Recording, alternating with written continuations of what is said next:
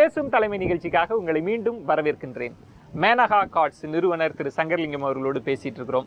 ரொம்ப அவருடைய பிஸ்னஸ் அதற்குள்ள எப்படி காலடி எடுத்து வச்சார், வெற்றியின் ரகசியங்கள் என்ன, அதை தாண்டி அந்த தொழில்ல ஒரு மனசுக்கு நெருக்கமான வாடிக்கையாளர் யார் அப்படின்னு தான் கேட்டிருந்தேன். அதை பற்றியும் நம்ம பேசலாம். சார், ஒரு தொழில் அப்படின்னா வாடிக்கையாளர் தான் நமக்கு ரொம்ப பிரதானம். அவங்க தர ஃபீட்பேக் வந்து ரொம்ப முக்கியமான ஒரு விஷயம். ஒரு சாப்பாடே செஞ்சுட்டு நல்லா இருக்குமா அப்படின்னு சொன்னாதான் எல்லாருக்குமே ஒரு மன திருப்தி இருக்கும். அப்படி இந்த தொழிலில் சில வாடிக்கையாளர்கள், ஏன்னா நான் திரும்ப திரும்ப சொல்றது, கல்யாண பத்திரிக்கைக்குள்ள ஒரு குடும்பத்தோட சென்டிமெண்ட்ஸே இருக்குல்ல, சில பாராட்டுக்கள் ரொம்ப மனசுக்கு நெருக்கமாக இருக்கும், அதையே நினச்சிட்டே இருப்பீங்க. அப்படி சில சம்பவங்கள் இருக்குங்களா? பொதுவாக அங்கே நம்ம வந்து ஷோரூமில் வந்து நாங்கள் நிறைய ஷோ கேஸில் கார்டு வச்சுருப்போம். கார்ட்ஸ் வந்து சாம்பிள்ஸ் வந்து நாங்கள் கொடுக்கறது இல்லை. ஏன்னா சாம்பிள்ஸ் கொடுத்தா பத்தாது, ஒரே ஒரு சாம்பிள் தான் இருக்கும். நாங்கள் சாம்பிள் வாங்கிட்டு வீட்டுக்கு வாங்கிட்டு போனோம்னா அது வந்து டேமேஜ் ஆகி தான் திரும்பி வரும். இல்லை சாம்பிள்ஸ் நாங்கள் கொடுக்கறது நார்மலாக பழக்கம். ஒரு முறை வந்து பழைய ஃபினான்ஸ் மினிஸ்டர் சிதம்பரம் சார் வந்து அவங்க பையனுக்கு மேரேஜ் இருக்கும்போது அவங்க அசிஸ்டன்ட்லாம் வந்து இங்கே வந்து கார்டு கேட்டாங்க, சாம்பிள் கேட்டாங்க. அப்போ நான் வந்து சாம்பிள் வந்து கொடுக்க முடியாத நிலை. அவங்க பிஏ வந்து என்கிட்ட பேச சொன்னாங்க, நான் வந்து பேசினேன். அவங்க ஏற்றுக்கிட்டு ஒரு வாரம் 10 நாள் கழித்து அங்கே டெல்லியிலேருந்து வரும்போது வந்தாங்க, நம்ம கடைக்கு தான் வந்தாங்க. வந்து பார்த்து கார்டை வந்து செலக்ட் பண்ணாங்க. செலக்ட் பண்ணி பார்த்துட்டு எல்லாமே அவங்க திருப்தி, அவங்க என்ன நினச்சாங்களோ அதை நான் பண்ணி கொடுத்தேன். பண்ணி கொடுத்துட்டு நாங்கள் ஒர்க் பண்ணது மெத்தடு எல்லாத்தையும் பார்த்து ரொம்ப சந்தோஷப்பட்டு அப்போ சொன்னாங்க, இந்த அளவுக்கு இருக்குன்னு எனக்கு தெரியாது, ரொம்ப பிரமாதமாக பண்ணுறீங்க, உங்கள் என்ன உதவினாலும் சொல்லுங்கள், இந்த மாதிரி இளைஞர்கள்லாம் வரணும் அப்படின்னு என்கிட்ட சொன்னாங்க. அடுத்து இங்கே சிபிஐயில் மிஸ்டர் கார்த்திகேயன் சொல்லியிருந்தாங்க, அவங்களுடைய டாக்டருக்கும் வந்து நம்ம அவங்களும் அதே மாதிரி நம்ம கடைக்கு வந்தாங்க. கார்டு டெலிவரி கொடுத்ததுக்கப்புறம் அவங்க எல்லாத்துக்கும் டிஸ்ட்ரிபியூட் பண்ணியிருக்காங்க. சோனியா காந்தி அம்மாட்ட வந்து கொடுத்துருக்காங்க. ஸோ அந்த கார்டை கொடுத்துட்டு அவங்க அந்த கார்டை பற்றி ஒரு 2-3 நிமிஷம் அதை பற்றி பேசிக்கிட்டு இருந்திருக்காங்க. கார்டு ரொம்ப நல்லா இருந்தது, எங்கே பிரிண்ட் பண்ணது என்னன்னு ரொம்ப கேட்டிருக்காங்க, ரொம்ப நல்லா இருக்குன்னு சொல்லி.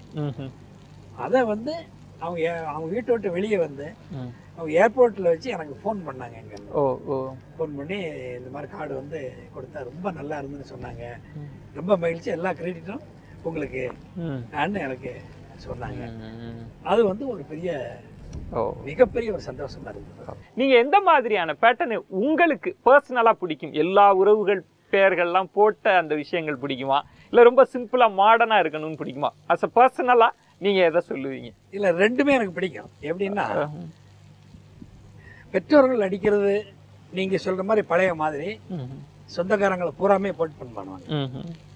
பர்சனல் கார்டு பொண்ணு மாப்பிள்ள தனியா பண்ணுவாங்க, அது தனி செக்மெண்ட், அது எதுவுமே இருக்காது, ரொம்ப டிஃப்ரெண்டா இருக்கும், கிரியேட்டிவிட்டியா இருக்கும், சிம்பிளா இருக்கும். ஒரு பிசினஸ் மேனா லாபம் தான் பிரதானம் அப்படின்றதெல்லாம் தோணாம இப்படி எல்லாம் வாடிக்கையாளர்கள்லாம் நோக்கி எப்படி உங்களால நகர முடிஞ்சதுங்க? இந்த வாடிக்கையாளருங்கிறது வேற யாரும் இல்லை, எங்கேயும் தேடி போக வேண்டிய இல்லை, நான் தான் வாடிக்கையாளர். நான் ஒரு கடைக்கு போனா என்ன எதிர்பார்ப்பனோ அதை அந்த வாடிக்கையாளர் எதிர்பார்க்கிறாருன்னு நினைச்சா நான் செய்யறேன். நான் ஒரு கடைக்கு போனா அந்த கடை சுத்தமா இருக்கணும், என்ன வாங்கணும் கூப்பிடணும், நம்மகிட்ட ஒரிஜினலா ஒரு விஷயத்த சொல்லணும், சரியான பிரைஸை சொல்லணும், சரியான இதை காமிக்க நான் எதிர்பார்ப்பேன். இதுதான் வாடிக்கையாளருக்கு நான் வந்து காமிக்கணும். நம்ம உண்மையா இருக்கணும். எப்பேற்பட்ட வாடிக்கையாளரும் சரி, 100 ரூபாய் யாரு கொடுத்தாலும் சரி தான், 1 கோடி ரூபாய் கொடுத்தாலும் சரி தான், எனக்கு வாடிக்கையாளர் ஒண்ணுதான். நான் ஒரே மாதிரி தான் ஒர்க் பண்ணுவேன். இதுல லாபம் நஷ்டம் நீங்க சொன்னீங்கன்னா, கஸ்டமருடைய திருப்திக்கு முதல்ல பண்ணணும், ப்ராமிஸை கீப் அப் பண்ணணும். இந்த டேட்டு கொடுங்க, அந்த டேட்டு கொடுக்குறது 99% நான் வந்து மெயின்டைன் பண்ண முயற்சி பண்ணுறேன். இந்த பணியாளர்களை எல்லாம் நீங்க எப்படி கையாளுறீங்க? அவங்கள்ட்ட எந்த மாதிரி யுத்தியை கடைபிடிக்கிறீங்க? ஏன்னா உங்களுடைய வெற்றிக்கு தொழிலாளர்களினுடைய பங்கு கட்டாயம் இருந்துதான் தீரும். அவங்கள எப்படி நீங்க கையாளுறீங்க?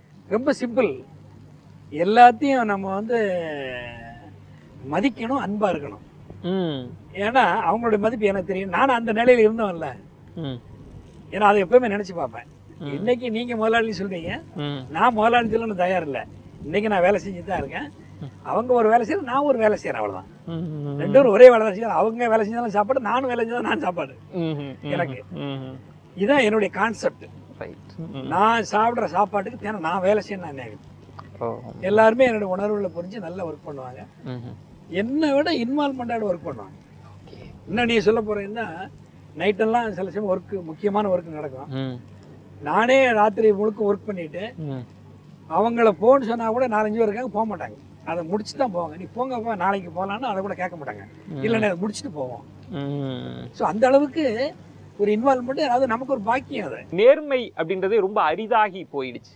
உண்மை பேசுறவங்க நேர்மையா இருந்தா, உண்மையாலாம் இருந்தா ஜெயிக்க முடியாது, பொழைக்க தெரியாதவன் அப்படின்றது தான் அடுத்த ஜென்ரேஷனுக்கு நம்ம சொல்லக்கூடிய பாடமாவே இருந்துட்டு இருக்கு. நான் மீண்டும் கேட்கிறேன், நேர்மை, உண்மை, அதுக்கு வலு இருக்குன்னு நினைக்கிறீங்களா? ஒரு 100க்கு 100 இருக்கு. நான் அப்படி நடந்துகிட்டு இருக்கேன், என்னால முடியாது. நான் வாழ்ந்துகிட்டு இருக்கேன், அதனால தான். அதை ஒண்ணுதான் நம்பிக்கை. நான் மிகப்பெரிய புத்திசாலியும் கிடையாது, பெரிய விஞ்ஞானியும் கிடையாது, பெரிய கெட்டிக்காரனும் கிடையாது. அந்த நேர்மை உண்மையை வச்சு நான் ஒர்க் பண்றேன். அதான் எனக்கு இன்னைக்கு சாப்பாடு போடுது. அதை ரொம்ப வலுவா பிடிச்சிருக்கேன். இந்த தொழிலுக்கு நீ நேர்மையா இருந்தா தான், இதை நீ பாதுகாத்தா தான் அது ஒன்ன பாதுகாக்கும். சார், இப்போ எந்த வெற்றியுமே வந்து ஒரு தனி மனிதனால மட்டும் சாதிச்சிட முடியாது. அதுக்கு பின்னாடி நிறைய பேரோட உழைப்பு இருக்கிறது. உங்களுடைய வெற்றிகளுக்கு பின்னால் இந்த வெற்றியை நீங்க உரித்தாக்கணும் அப்படின்னு சொன்னா யாரெல்லாம் இருக்காங்க அப்படின்னு சொல்லுவீங்க? அதுல நிறைய பேர் இருக்காங்க. இல்ல குறிப்பிட்டு சொல்ற மாதிரி இருந்தா, இப்போ என் கூட என்னுடைய மருமகன் வந்து இருக்கிறாரு. என் பையன் மாதிரி தான் நான் வச்சிருக்கிறேன். என் கூட உள்ள இருந்து சின்ன வயசுலேருந்தே என் கூட இருந்து ஒர்க் பண்ணுறாரு. வளர்ச்சி அடையும் போது இதுக்கு முன்னாடி என்னுடைய தம்பி மனைவி கூட இருந்து தோல் ஒர்க் பண்ணாங்க. இப்போ தனியாக ஒரு பத்திரிகை கடை வச்சுருக்காங்க. இப்போ அடுத்தால பையன் 2 பையங்க எனக்கு. இப்போ மூத்த பையன் பொறுப்பெடுத்திருக்காரு. 2வது பையன் அடுத்தால வந்து MBA பண்ணுறதுக்கு பிளான் பண்ணிட்டு இருக்காரு. அவரையும் இதெல்லாம் வந்து நான் இறக்கி இதே மாதிரி நல்லா பண்ணணும்னு நான் வச்சுக்கிட்டு இருக்கேன். அது போக எங்கிட்ட சின்ன வயசுலேருந்து நிறைய ஒரு 50 பேருக்கு மேற்பட்ட சொந்தக்காரங்கள், பக்கத்து ஊருக்காரங்க வேலை செய்கிறாங்க. அவங்களுடைய உழைப்பு மிகப்பெரிய உழைப்பு, எல்லாருமே சேர்ந்து ஒர்க் பண்ணுறாங்க. அவங்களுடைய உழைப்பினால தான் நமக்கு இந்த நிலை. சொல்லப்போனால் அவங்க தான் வேலை செய்கிறாங்க, நான் வேலை செய்யலைன்னு அர்த்தம்.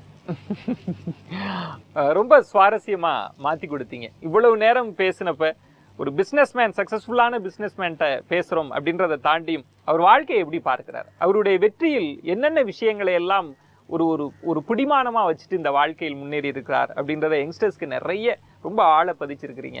இந்த பேசும் தலைமையை ரொம்ப ஒரு ஒண்டர்ஃபுல்லான ஒரு டைமாக மாற்றி கொடுத்தீங்க. உங்களுக்கு எங்களுடைய நெஞ்சம் நிறைந்த நன்றிகளை தெரிவிச்சுக்கிறோம் சார். சந்தோஷம். என்ன நேயர்களே, இன்றைய பேசும் தலைமை நிகழ்ச்சி அப்படின்றது உங்கள் மனசுக்கு ரொம்ப நெருக்கமானதாக இருந்திருக்கும் அப்படின்னு நான் கட்டாயமாக நம்புகிறேன். அச்சுத்தொழில் அப்படின்றதுல வந்து முன்பெல்லாம் வந்து ஒவ்வொரு எழுத்தாக எடுத்து வைத்து ஒரு வார்த்தையை கோர்த்தெடுப்பார்கள். ஆனால் இந்த அச்சக பணியில் இருக்கக்கூடிய இவர் ஒவ்வொரு எழுத்தாக அல்ல, ஒவ்வொரு கொள்கையாக கோர்த்தெடுத்திருக்கிறார். உண்மை, நேர்மை, எளிமை அப்படின்னு நிறைய விஷயங்களை கோர்த்தெடுத்து ஒரு வாழ்க்கை தத்துவத்தையே பேசும் தலைமையின் மூலமாக நேயர்களுக்கு படைத்திருக்கிறார். மீண்டும் இவருக்கு நன்றி கூறி ஒரு மிகச்சிறந்த ஆளுமை, வித்தியாசமான துறையோடு அடுத்த வாரம் பேசும் தலைமையில் சந்திக்கிறேன். அதுவரை உங்களிடமிருந்து விடைபெறுகிறேன். நன்றி, வணக்கம்.